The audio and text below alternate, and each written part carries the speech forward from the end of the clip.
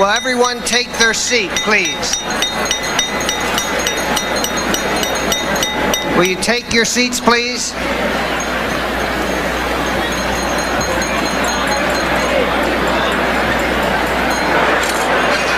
Ladies and gentlemen, we now turn to a particularly pleasant aspect of this evening, the time when we honor those reporters who excelled in 1996, and to look forward to the future to honor the high school student who we believe has the potential to set new and higher standards into the next century.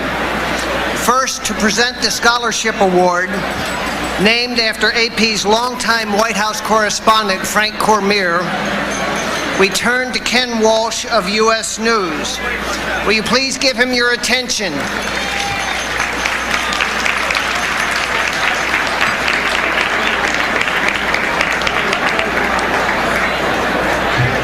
Let me have this a second.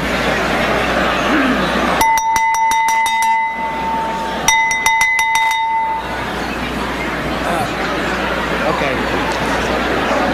Could I have your attention, please?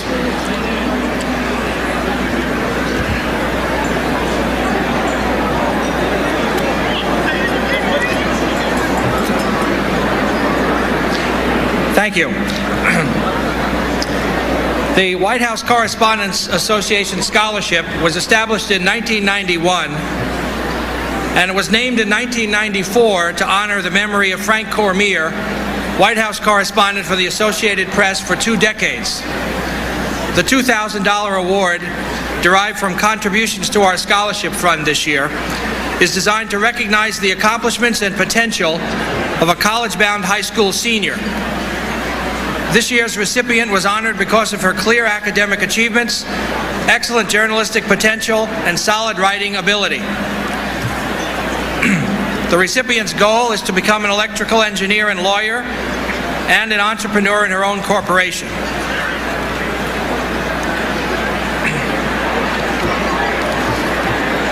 In her essay for the competition, let me try this.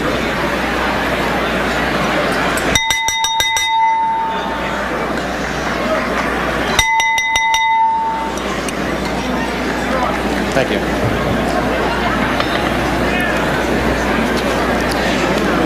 Thank you for your attention. In her essay for the competition, our winner this year warned of the negative side of technology. She pointed out that while new inventions such as the internet and compact discs make life more interesting and convenient, they also have potential problems. She talked about how people need to interact more with each other and not be carried away with technology so they lose the human connection.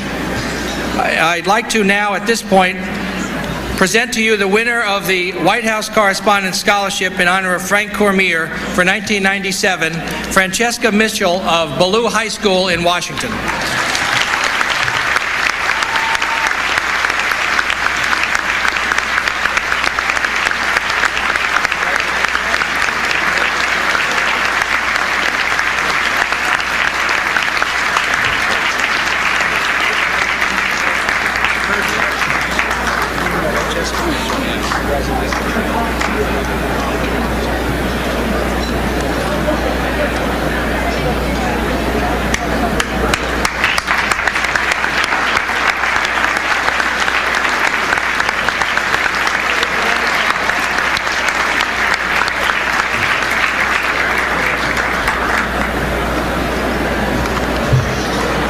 Thank you, Ken. Now to present this year's winners of our annual Journalism Awards, please welcome Arlene Dillon of CBS. Arlene.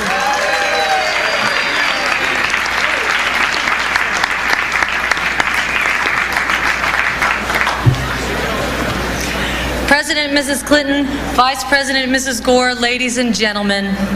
Once again, I am honored to present to you tonight the winners of the 3 top awards given to fellow journalists by the White House Correspondents Association and 2 by the Congressional Galleries.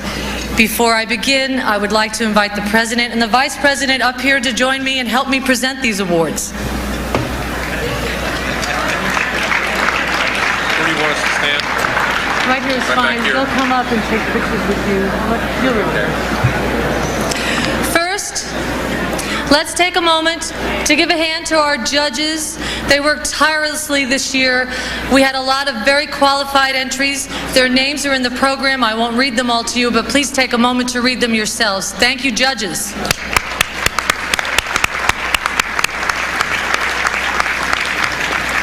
Our first award is the Merriman Smith Award.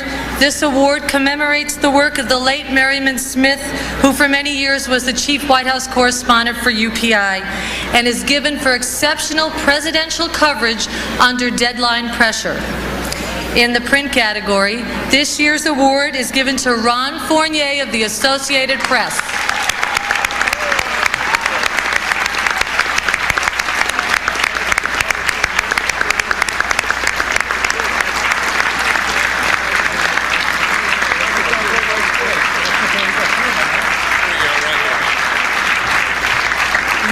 Recognized for his coverage of the President's second-term cabinet announcements. He worked well into the early hours of the morning to produce what the judges called a wire service exclusive that was right on target.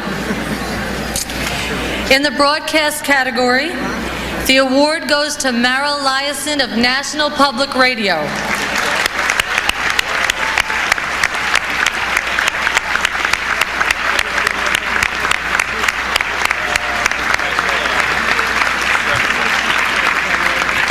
Mara's report about a small California town during the 1996 Clinton campaign was called an insightful audio portrait by the judges. Our second award honors Aldo Beckman, the late White House correspondent and Washington bureau chief of the Chicago Tribune. It is given for overall excellence in presidential coverage. This year, the award goes to Todd Purdum of the New York Times.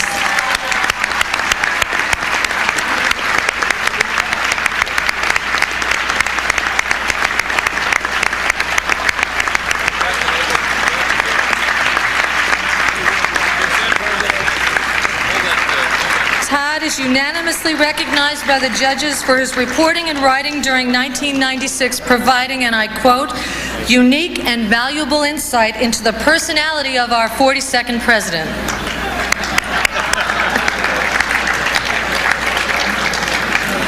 The third award, the Edgar A. Poe Award for excellence in news coverage of national and regional significance, is given in honor of our friend and former Washington correspondent of the New Orleans Times, Picayune.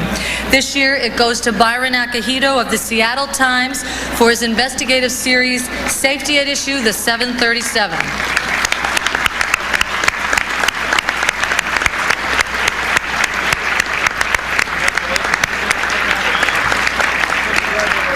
Mr. Akohido persevered in the face of personal attacks by a corporate giant with vast clout in his own community. The judges called it a story with global implication, a courageous work. Byron also received this year's Pulitzer Prize for beat reporting.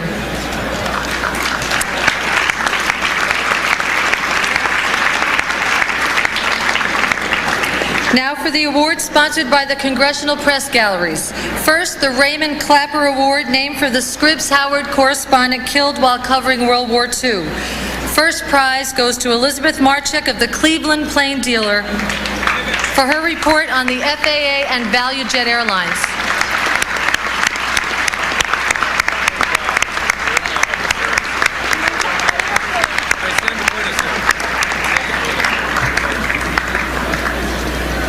Second prize is awarded to Keith Epstein and Bill Sloat, also with the Cleveland Plain Dealer, for excellent reporting on human medical experiments.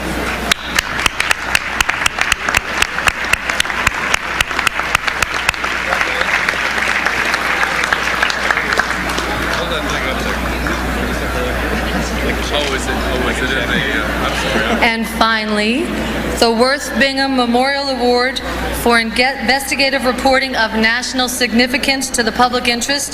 This award is once again given to Byron Akohido of the Seattle Times for Safety at Issue, the 737. This one.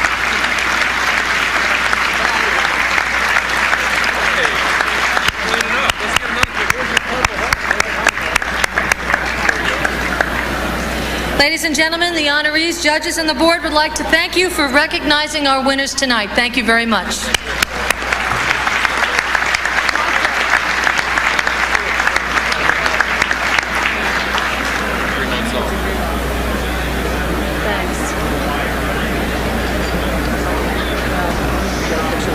Oh, come here. Hey, wait a minute. Come here. Mr. President, let's get a quick picture here. Larry. Where's Larry? Sharon. Sharon. Sharon. Little mother picture. Oh, thank you. Okay, there we go.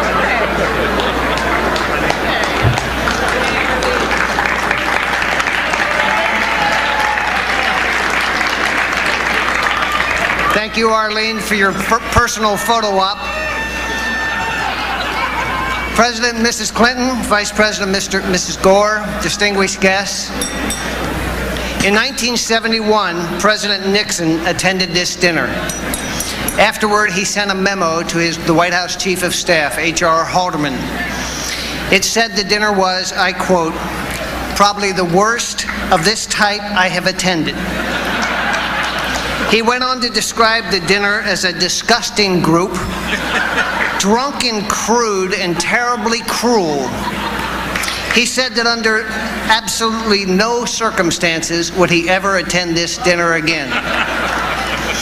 In light of that, President Clinton, thank you for coming. I hope you're having a better time than President Nixon. I know my role here tonight: talk fast and get out of the way. Last year, I know it. Last year, there was only one person here who really wanted to hear my remarks. That was my wife, Jeannie Johnson. Tonight, I've expanded my cheerleaders table with my brothers and sisters, some friends. My daughter Emily is out there with our C-SPAN viewers, and I welcome all of them. And I want to take a moment to thank Lou Bacardi, John Woolman, and Sandy Johnson for their support.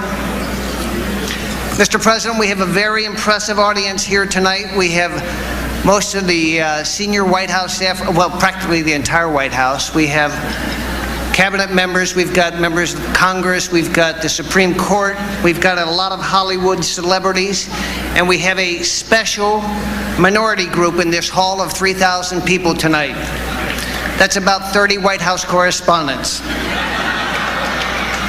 Tonight, it's time to report to them on the ambitious three-part program that I presented last year. Point one, I boldly said that we should have safe planes as we fly around the world covering the president. Well, a year later, we're all here and our planes didn't crash, so I say mission accomplished. Point two, I suggested we should have better food on Air Force One back in the press cabin. This was a tough one because some people, the photographers in particular, liked the breakfast burritos, the beans and franks, and the baskets of chips. But I persevered anyway. About a week after I launched my campaign, the president wrote a note about it to his staff. Here's what he said. This is a true story. He said, Terry Hunt's speech Saturday night called for better food for press on Air Force One. I thought they got what we did. No offense, Mr. President, but we do get the same food you do. I think that was the problem.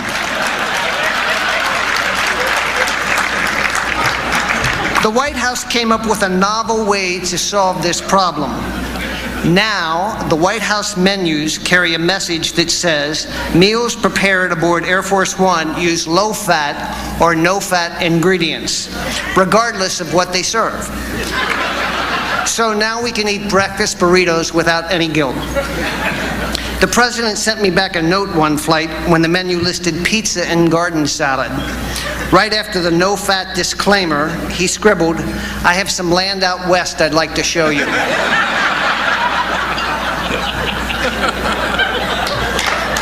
Point three. This was a complaint about presidential motorcades.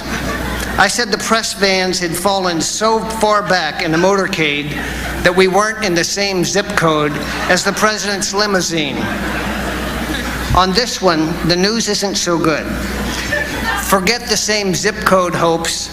We're so far back now that our letters come back stamped, return to sender, address unknown. So there you have it, success and failure. And I raised the price of this dinner to boot. For that, Sarah McClendon chewed me out as only Sarah can. She did. So I knew it was time to step down, but I have a worthy successor, Larry McQuillan, who has promised to remedy all of my shortcomings. It's with a great deal of pleasure that I turn over the microphone to my colleague from Reuters, Larry McQuillan.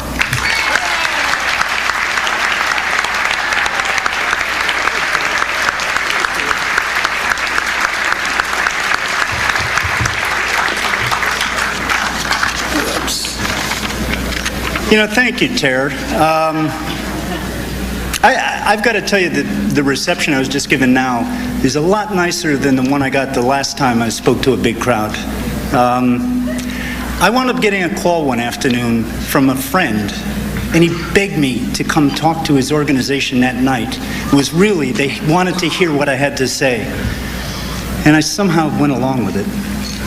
And as I was walking across the stage, being introduced, the words to inspire the crowd were, "Unfortunately, Helen Thomas couldn't be with us tonight."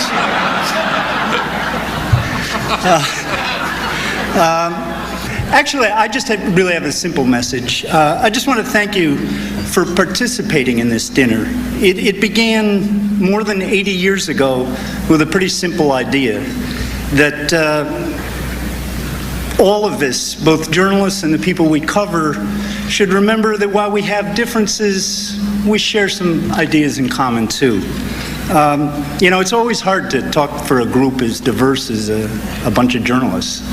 But I think it's safe to say that virtually all of us got into the business because we'd like to make the world just a little better place. And the point of this dinner is to remind us that we all share that kind of mission and goal, even if we've got some different ideas on how to get there.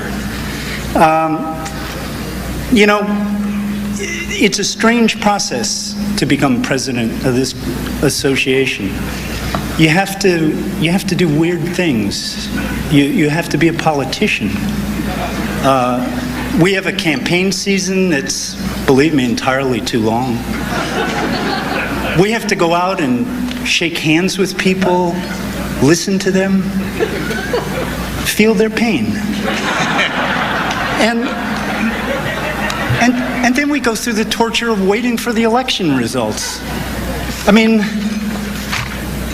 Mr. President, I guess what I'm saying is that if you think you've got it rough when you face tough questions at a news conference, well, those people are my constituents. It's not easy.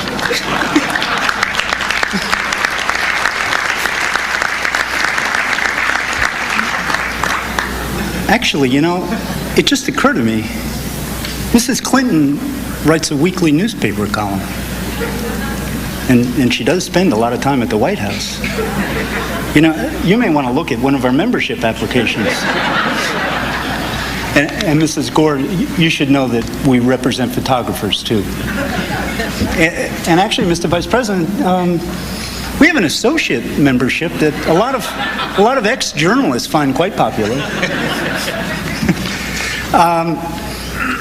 And now, if I could just say one thing that's a little bit serious and actually to my constituents. I do have a goal for the coming year, and I'm not promising it can be done, but I'd like to try. It's improving the conditions in the White House briefing room.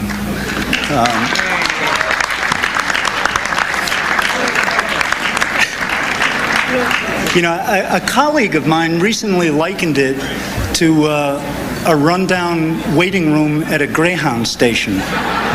It's seriously, it's really being unfair because Greyhound doesn't deserve that kind of rap. And I must admit, another friend worries every time that James Lee Witt comes in for fear he may declare it a disaster area. But, you know, we don't want to move out of the press area, and there isn't a need to. The proximity it offers is essential for us to do our jobs. But hopefully we can cooperate among ourselves and with the White House to make it function better for all of us. And finally, this dinner gives us a chance to say thanks to the White House staff, and in particular, we all really appreciate the effort and courtesy that we're treated with every day by Mike McCurry and Marcia Berry and Lorraine Voles, and we do appreciate that.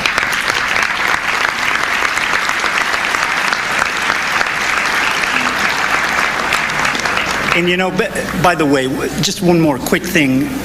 While Terry really does love the food on Air Force One, I know he'd be the first one to agree that we all appreciate just how hard the crew on Air Force One and the crew that supports the Vice President and the First Lady, how hard they work, and we do appreciate that.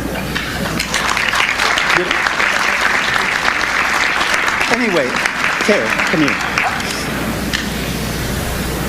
This is the point Terry really looks forward to.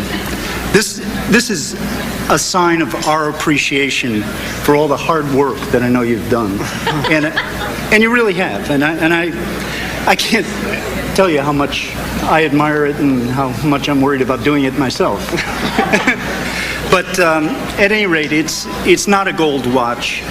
But really, you don't have enough plaques and gavels around the house anyway. Yeah, right.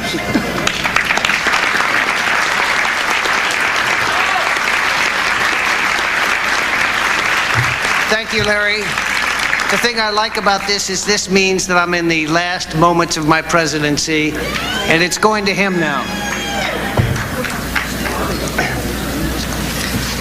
It's now my pleasure to turn to the man this dinner is designed to honor. In its 83 years, the White House Correspondents Association has had but one toast. Please join me in that toast now. To the President of the United States. Here.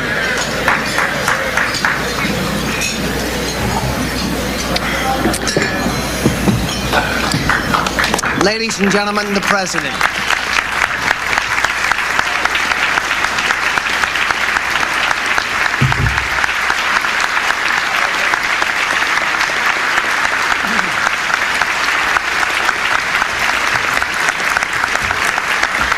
Thank you very much. Thank you.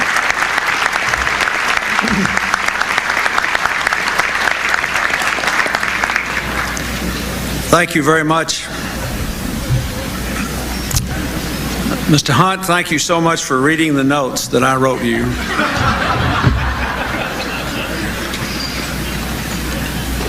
Just like every other journalist, make all my memos public.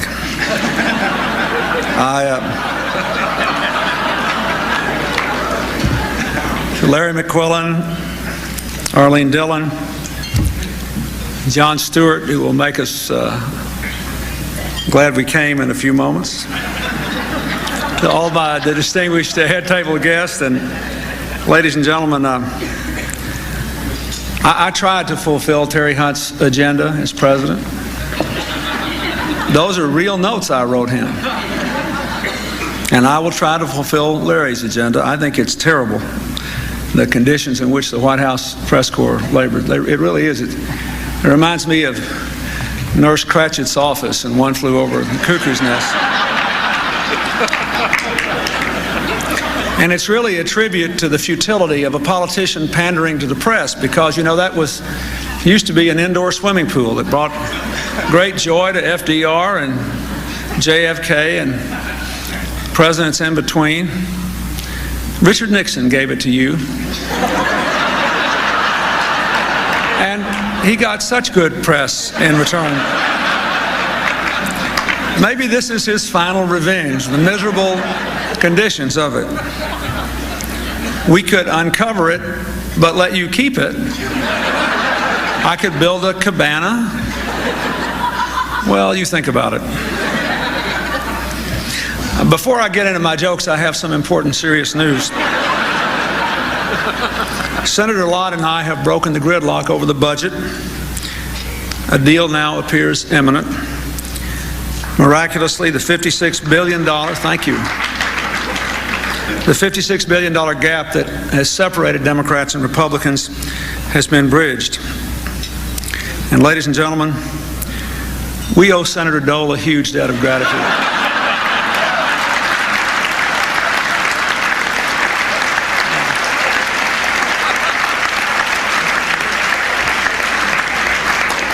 The best part is we don't have to start paying it back till 2005.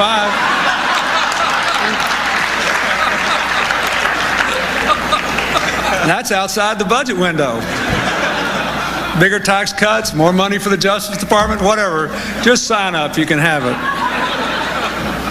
You know, if I'd known Bob Dole was that generous, I'd invited him over for coffee.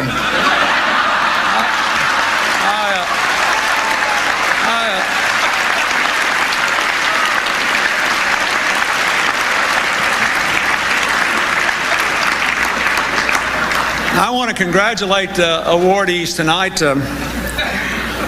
Byron Akohido, who's come from so far away and did such good work. And then there are the local winners, Ron Fornier, Liasson, Todd Purdum. Of course, I'm not familiar with any of your work, but I'm sure it's very good. But this Purdum guy's name sounds familiar. Purdum, I think I read it in the engagement announcements recently. Hillary and I congratulate Todd and Dee Dee on their marriage next month.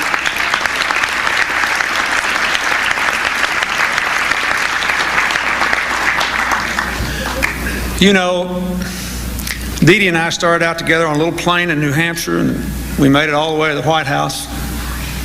Then she sort of strayed over to your side for a while, and I was kind of disappointed. Now she's getting on a 747 and going to Beverly Hills. They grow up so fast, don't they? Oh, I got another serious thing I want to talk about. Something that I know really you all are on me about all the time. Many of you are distressed that you're not notified in a timely fashion about breaking news, like my knee breaking. And that's valid, and I've been doing some work to make sure it never happens again. In fact, in the spirit of reinventing government that the Vice President has so indoctrinated me with, starting tonight, we have decided to give you advance notice of upcoming mishaps. Mike McCurry has asked me to inform you of the following. While engaging in some volunteer work tomorrow in Philadelphia, I will be on the receiving end of a painful encounter with a ball-peen hammer. And I will do my best to do it before your filing deadline at 5. On May 22nd, I will be visiting the home of Tiger Woods to celebrate his recent victory in the Masters. Please be advised there's a loose brick on the patio. On July 8th, during the 5th inning of the All-Star Game in Cleveland, I will attempt to catch a foul ball from Rafael Palmeiro. Stay tuned. Look, Mark Knoller's running out to call his editor now. Well, I know we're here to honor you tonight because of the work you do, but this dinner is a pittance compared to the testament to your profession last week, which opened its doors, called the Museum. The Museum. The Museum. What really surprised me, for any event in Washington, this opening actually got a lot of favorable press coverage. Evidently, you journalists have a lot of friends in the media. But there are a bunch of exhibits I'm dying to see. I want to see the portrait gallery of unnamed sources.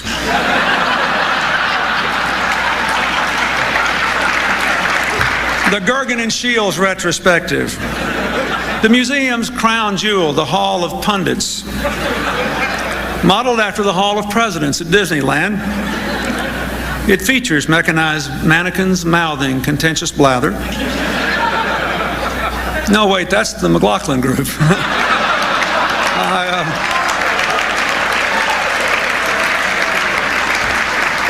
There's also an absolutely amazing collection of historical artifacts, C-SPAN's gavel-to-gavel etchings of the Constitutional Convention. CNN's very first crossfire. From the left, Alexander Hamilton. From the right, Aaron Burr. Topic, gun control. There's an actual press corps travel manifest from Stagecoach 1. Guess what? The film they showed was Fargo. The 30 people in the White House press corps are laughing at that. There are artifacts of contemporary Washington journalism as well. There's the stack of Bibles upon which Joe Klein swore. There's Johnny Apple's expense reports. A transcript of Ann Rice's interview with Bob Novak. The contract where Bob Woodward insists on Robert Redford being cast as him. There's a haunting photograph from the 1961 White House Correspondents Dinner of a young Brian Williams shaking hands adoringly with Chet Huntley. And then there's a whole wing dedicated to historic scoops. For example, did you know that Helen Thomas broke the story about the Lincoln bedroom while Lincoln was still sleeping in it?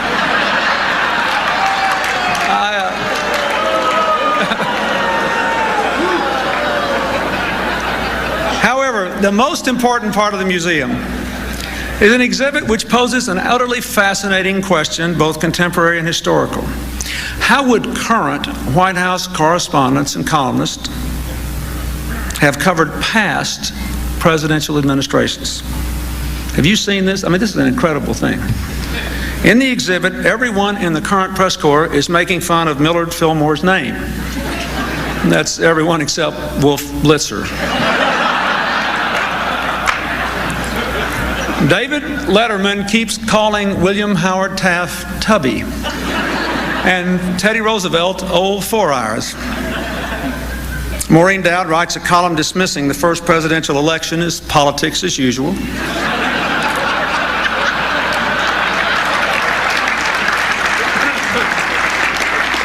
Sam Donaldson makes fun of George Washington's wooden teeth, but completely ignores the obvious fact that he's wearing a wig.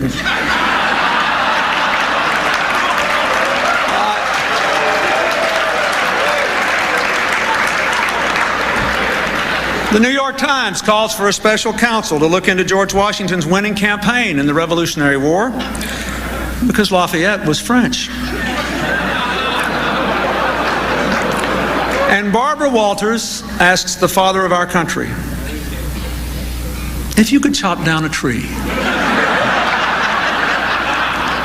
any tree at all, what kind of tree would it be?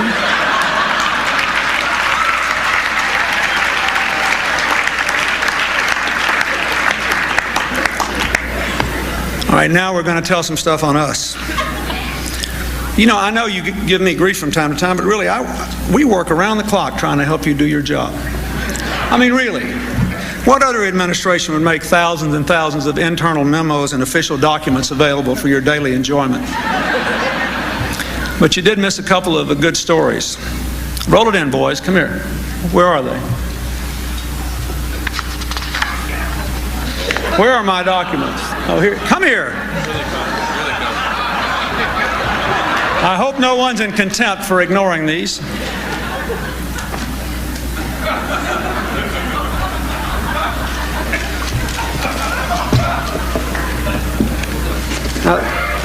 This is just a representative sample. You'll have them all tomorrow. Here's a memo from Harold Ickes to Leon Panetta.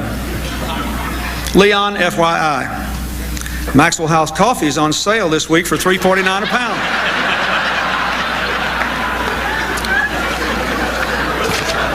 Here's a copy of a check we mistakenly thought was a small campaign contribution from AT&T. Turns out that by cashing it, we authorized a switch in our long-distance service.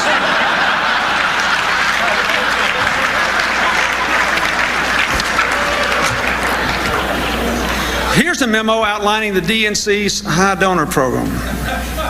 It's pretty embarrassing. Business class upgrades for Air Force One. Mr. Speaker, it could have been you.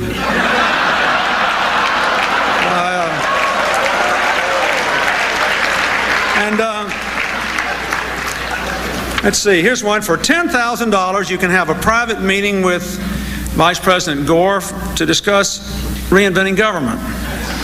And for $20,000, you don't have to go.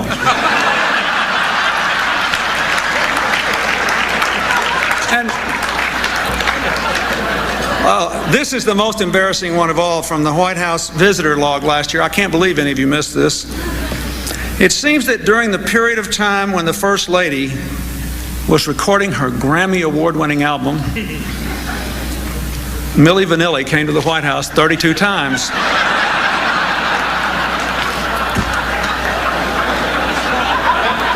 Now, I don't know how this got in here. This is a letter of acceptance to Chelsea saying that she will, from Chelsea, saying that she will attend. No, that's privileged. But look, the bad news is our only child is going off to college. The good news is, opens up another bedroom.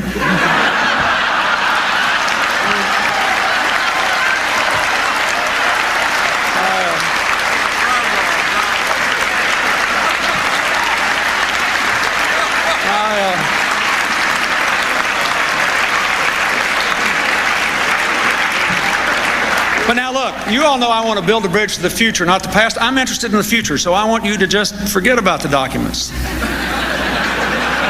Now, we know how important technology is to our future, and the White House has always been the center of new technological developments ever since John Adams occupied it. There was the electric lights, the telephone, the telegraph, the tape recorder, and the clapper. And most recently, the computer. Now, just last week, the Vice President and I used a computer in the Oval Office. I felt like a kid who first got to drive. He actually let me do some things on it. And it's clear that we are once again at the threshold of a new era that will forever change the way presidents conduct matters at home and abroad. As of this week, I have been working around the clock trying to balance the budget with Quicken. And I want you to consider this. In the post-Cold War era, the introduction of the computer has raised a profound question. Whose finger do you want on the Control-Alt-Delete button? You know what my favorite button is? F2. Search and replace. I have enjoyed the daily press clips so much more since I discovered F2. I read them online now, and then I search and replace. Thanks for showing me that, Al. I mean, after all, look, your news reports are just a first rough draft of history anyway, and I'm just doing the F2 thing to do a little editing. Let's take some of the news stories you've written just in the last month. F2. Search for budget standstill. Replace with prosperity at home and peace abroad. It's better, isn't it? I mean, it is. Search for beleaguered. Replace with Lincoln-esque.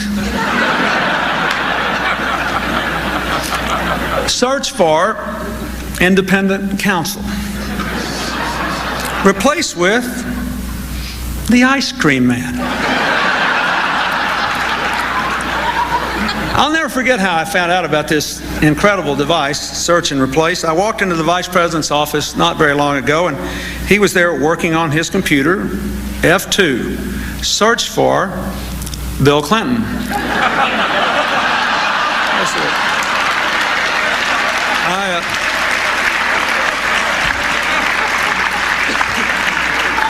I got there just in time.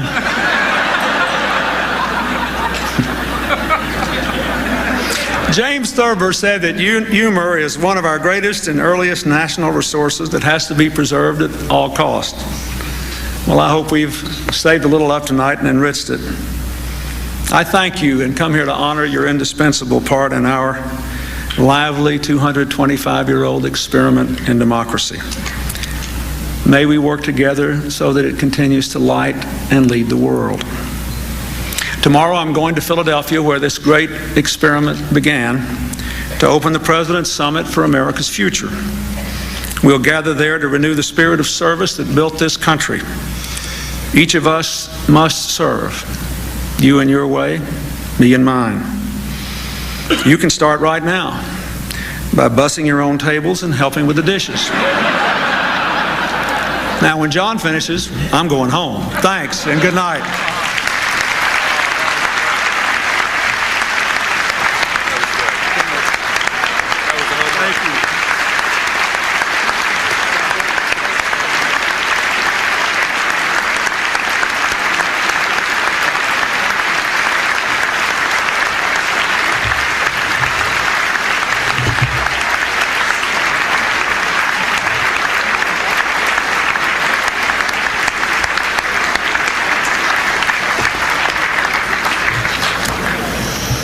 Thank you, Mr. President.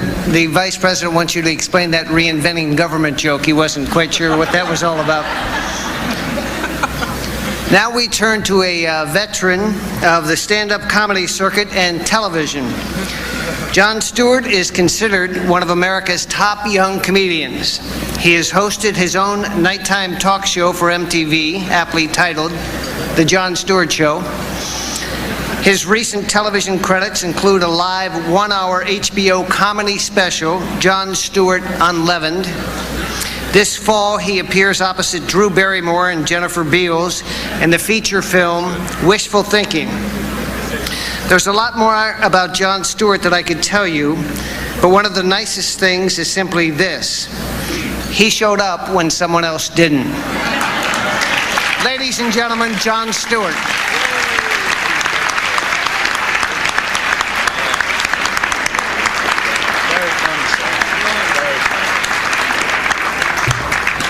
Thank you very much, Mr. President, Mrs. Clinton, Vice President and Mrs. Gore, White House correspondents, distinguished guests.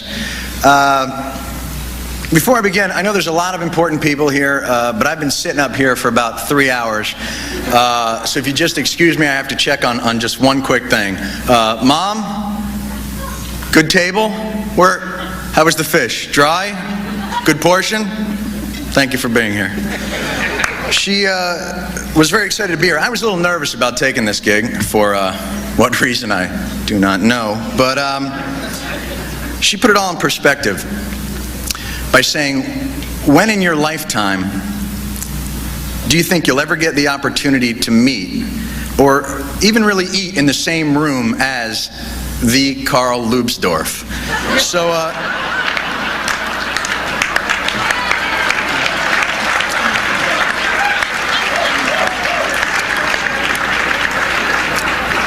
they told me that name would work. I really don't know who he is.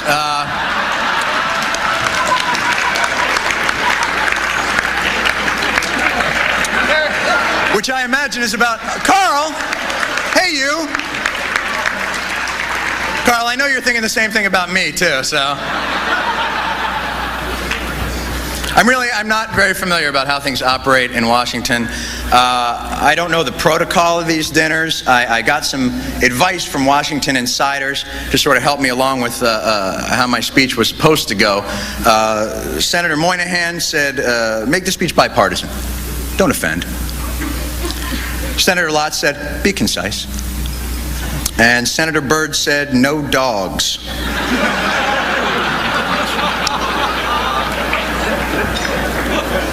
Apparently that guy just really hates dogs. Rosie O'Donnell was the president's first choice to be here this evening, and she withdrew, citing a nasty and brutal confirmation process.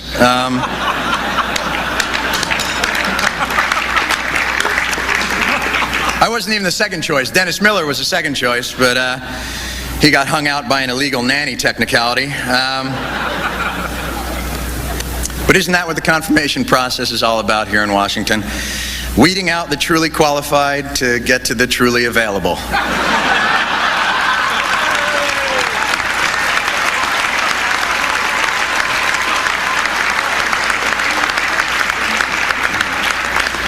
One more like that and I might get to go to the Vanity Fair party. Are you guys going to that? That's a tough ticket, boy. Good luck. I was confirmed. I don't know if you read about it last week, but I went before the Joint Select Committee on mandatory dinners at the Hilton, and I have the transcripts, oddly enough. The transcripts from my confirmation hearing. I really don't do any impressions, but I'll do my best to dramatize the spirit of what went on in my hearing. Senator Helms. Mr. Stewart, are you now or have you ever been a card-carrying member of the Don Imus fan club? Mr. Stewart, not card-carrying, no, thank you. Senator Byrd. Mr. Stewart, were you aware that during the Peloponnesian War, dogs were utilized mainly as weapons?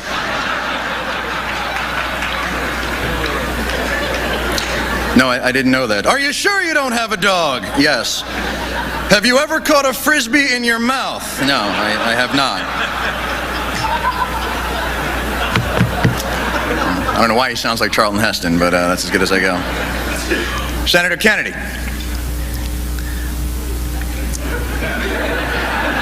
Mr. Stewart, can you tell this committee the difference between a Rob Roy and a Manhattan? Sugar and crushed fruit in the glass? I vote to confirm. I know that's an obligatory joke. To be honest with you, I love Senator Kennedy. I think that guy's the coolest. Although, I do think he has kind of an enormous head. Honestly, it doesn't even look like a head. It looks more like a container for a head.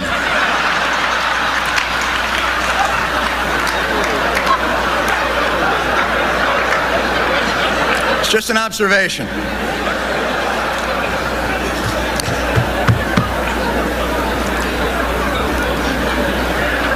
Congressman Patrick Kennedy. Well, they're giving him a shot on the Joint Select Committee. Congressman Patrick Kennedy. Mr. Stewart, do you like video games?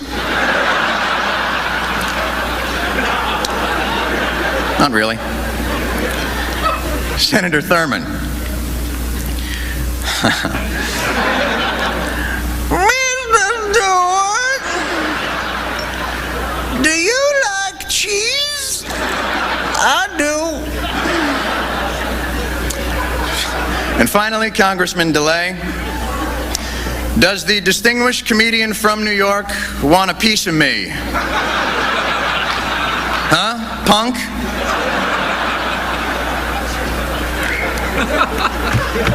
But I am very happy to be here, and let me just say this is the nicest Seder I've ever been to. Today is, for my people, the Jewish people, the 6th night of the holiday Passover, or as Pat Buchanan refers to it, Saturday. I believe that's true. Oh my God, that actually reminds me, I apologize, I have an announcement to make. Due to a scheduling conflict with a local convention, the Albright Bas Mitzvah will now be held in the Coolidge Room. Congratulations, Miss Albright. She's Jewish now. Just trying to welcome her to the team.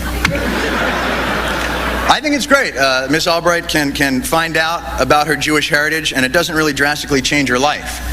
She can go on with her work and doing the things she did. Whereas when Ralph Reed found out he was Jewish, he had to quit his job. So that was really tough.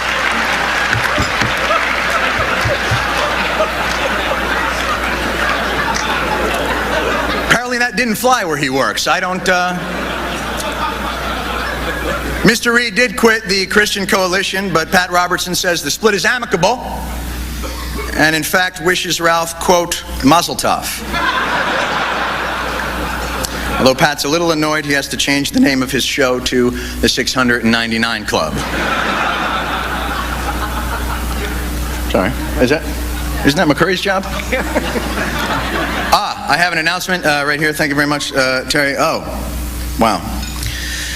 Pierre Salinger has just announced he has definitive proof that tonight's coffee has been replaced by Folgers Crystals. Apparently he has videotape and chat room transcripts. He says it's all going to be in his new book, If You Knew What I Knew, It Would Curl Your Eyebrows.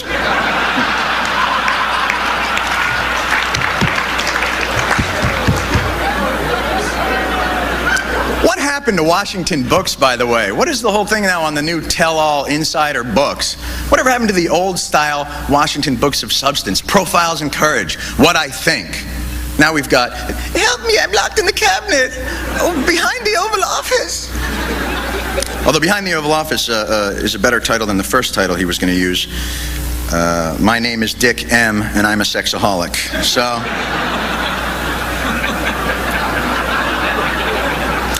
guess I'm not going to that party after all.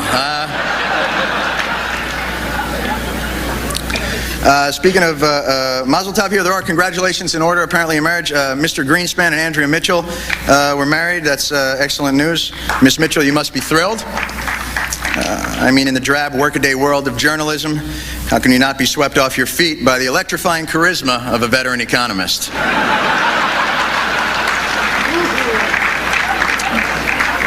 Probably had you from those three romantic words, I fight inflation. I kid Mr. Greenspan, of course, because I have no investments.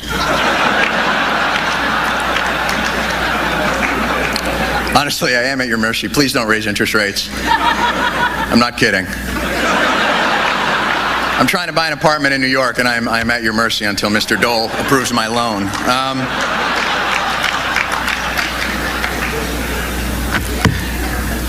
Speaker Gingrich did get a loan from Mr. Dole, $300,000. They say he got a sweetheart deal, but I think he ought to make prompt payments on that. Mr. Dole seems like a pretty tough customer, and I think one guy here on crutches is enough.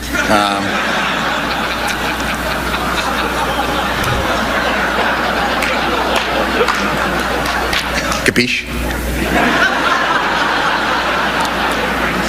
Mr. Dole is trying to actually change his image from the very gruff one to a more grandfatherly one. Apparently the $300,000 he lent Mr. Gingrich came enclosed in a birthday card, which I thought was really sweet. Can you have that replace and delete thing? Can I F2 that joke? Is Speaker Gingrich is not even here, is he? Is it? I think this might be his weekend to House sit leader.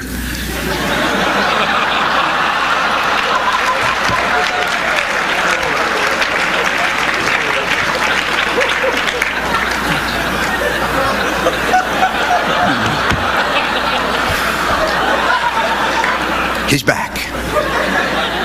There are a lot of celebrities here this evening. It's a tradition of the association dinners that actually began, I did some research, began at the first dinner in 1921 when Mary Pickford came as a guest of John McLaughlin, which I thought was really interesting.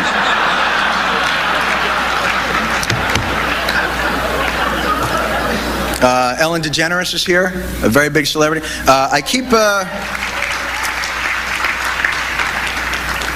I commend her courage, actually, in coming out with her sexuality, at much personal risk, I might add. Although I still believe it's an elaborate ruse to keep Larry King from hitting on her. But,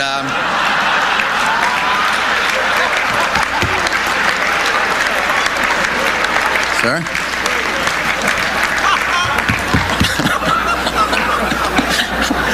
Apparently he's a flirt. I watch ESPN. I have no idea. I did see Ellen's interview with Diane Sawyer, and it was last night, and I thought it was really moving. And I thought this was really interesting. She said that her first experience in that realm, in that thing, was at age 18 with her best girlfriend. And immediately following the interview, Dick Armey introduced legislation banning same-sex friendships.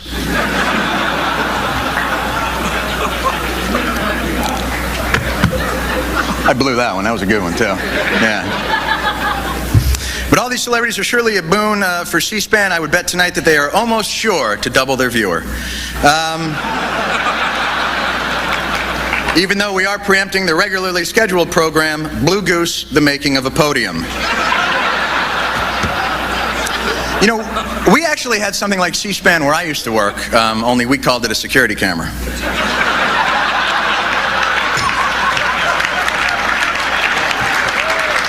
There we go. I like C-SPAN. It's mesmerizing, kind of like the Yule log. It's, I'll tell you what, it isn't very exciting, but wait until high-definition TV hits. I have heard that if you watch C-SPAN on high-definition TV, it gives the illusion that Vice President Gore is three-dimensional.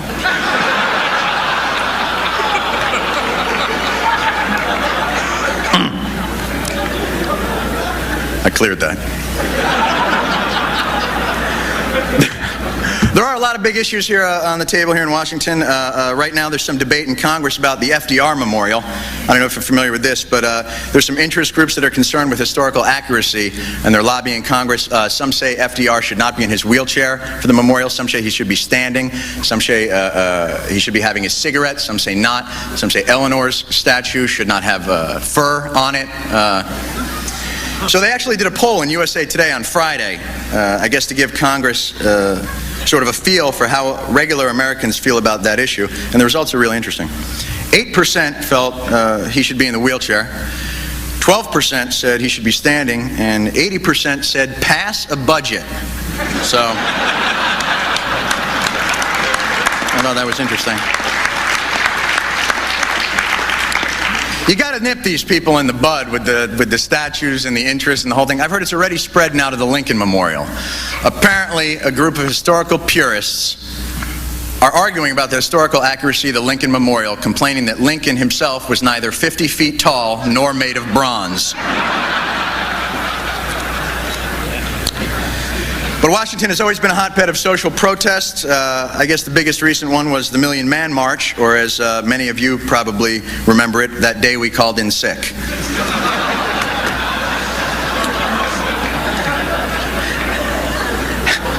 Anyway, Mr. President, I'm sure this has been a very gratifying yet difficult year for you. It's an honor for me to be here.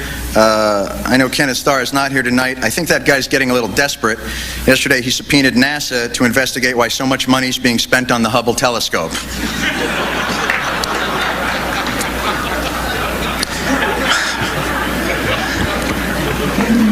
Nope, nope, nope, nope, nope. I was told if I go over my allotted time, the Peruvian hostage release team was going to come in here and take all you people out. Hey, you know what would be a good thing to get to? The end. As we approach the millennium, I guess the real job of government is to watch out for all the lunacy that's been going on. The closer we get to the year 2000, the more lunatics seem to come out of the woodwork. And I'll tell you, it's already happening. You know who really scared me? Was that crazy cult leader from California, Bob Dornan. So thank you all very much for your time. This has been a great honor for me. Have a good night. Thank you.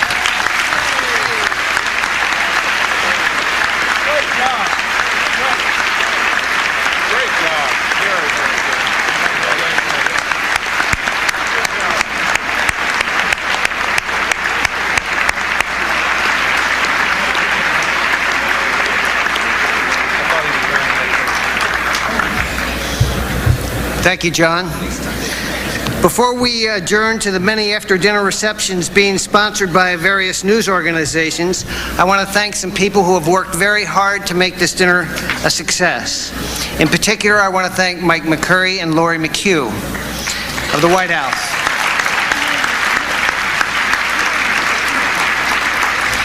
The chief architect of this dinner, the person who worked the hardest, was Julie Whiston, one of the sunniest, most efficient people I've ever met. She was terrific. And let me thank Sharon Quarles, Rebecca Krantz, and George Pullis. This was a huge undertaking. Now I ask all of you to remain seated while Larry McQuillan, our new president, and Stuart Powell, our new vice president, escort President and Mrs. Clinton and Vice President and Mrs. Gore out of the ballroom, We thank them for attending. We thank you all for coming, and we'll see you all again next year. Thank you.